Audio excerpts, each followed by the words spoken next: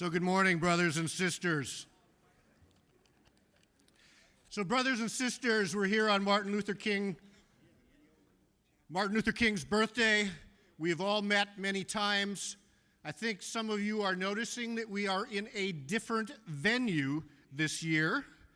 We have moved from the Fillmore, and we've been at various places over the many years, but this is the first time in quite a few years that we've actually been at the entire MLK celebration headquarters and center here in the Civic Center. And I know there's been, and the place is a little bit fancier than what we're used to, but I want to let everybody know that, and Belva, you'll probably appreciate this, there was a little bit, the room in here was a little like that hotel we were in Charlotte during the Democratic National Convention. We'd get on the elevator, we'd push the up button and we'd go down, or we'd push 7 and we'd end up on 16 or something like that. Remember the Hotel Blake, the Hotel Bleak, as Christine Pelosi called it. Anyway, I want to make sure that I hope everybody has found a seat and their tables. We have a pretty much of a record crowd, and I better hurry up and not say too much because I do want to acknowledge, the zillions of electeds that are here to be at the table. Do want everybody to know that even though we're in the City View room, that it's local 2 and the Holiday Inn that is catering our food again. So let's give a hand to our brothers and sisters at local 2. And the people that are turning the mic up and down and turning on lights are from IATSE 16. Want to thank them for the work that they're doing. And so we do have here today, because we are honoring, and we have so many different themes, but this cycle we are talking about the 50th anniversary of the March on Selma. And it's sort of ironic because we are still on the streets for the same type of issues that our brothers and sisters who marched in Selma so many years ago have been walking for. Black Lives Matter is on the street, and I think that people know that the economic and the civil right injustice that people were fighting for 50 years ago is still happening today.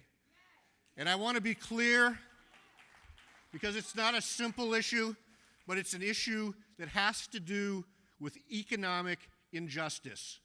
Brothers and sisters, those of you in the churches, from the community groups, and from all our wonderful labor unions that are here in the room, it is the economic injustice in our country that is keeping us on the street and keeping us fighting.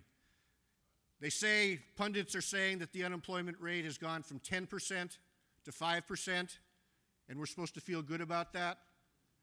I don't know how many people know this, but if you're getting into the real numbers, yeah, there are some more jobs that are coming. Yeah, things are looking a little bit better. But these are not the same type of jobs that the middle class has enjoyed and continues. Many of these jobs, of which people have to work 1 or 2 or 3 at, are minimum wage jobs without any health care and without benefits, and that is still unacceptable. And it's very clear that people of color are more affected by this economic injustice than others. And I think Dr. King would be horrified to know that some of the gains that have been made since the 1960s are going backwards as wages have stagnated for more than 10 years right now. And that is the economic justice that puts us on the streets and continues to fight and making sure that people are going to want to fight, whether or not it's over a collective bargaining agreement or whether or not some of the things that we did in San Francisco that I do want to outline very quickly. We did happen to, as labor and community and faith groups, we passed the largest minimum wage increase in the United States. Thank you, everybody, for working on that. We go to $15 an hour, but brothers and sisters, we know that's not enough. Some of the other things we've done, we fought for the rights of part-time workers, and we wanted to make sure that there's good, predictable scheduling that has moved through. I want to thank the Board of Supervisors for passing that legislation recently. We've shored up the healthcare security ordinance, the closest thing to universal health care that we have in the United States that our great leader Nancy Pelosi used as a model to get the Affordable Care Act in, and I think it's here in California that we have the most people that are actually signed up for health care for the first time ever, and that happened to start here in San Francisco where we helped move it to to Washington, and we've also, in many industries, and in particular in the hospitality industry, we have passed legislation here in San Francisco that makes retention a part of the fabric of having a job in San Francisco. When companies change hands, it doesn't mean that workers can just get thrown out because people have had to pencil things a little bit better. But let's just be really clear. We do have a lot of work to do. Wall Street is still controlling so many of the things that the Republican Party is doing, and thank you, Leader, for the words that you are saying in the House, the same way Elizabeth Warren is talking in the Senate about how we do need to protect Social Security and Medicare and all the things we fought for. We should be expanding that stuff, not listening to the Republicans in Washington that are starting to tell us that they want to get rid of all those protections. So that being said, that is the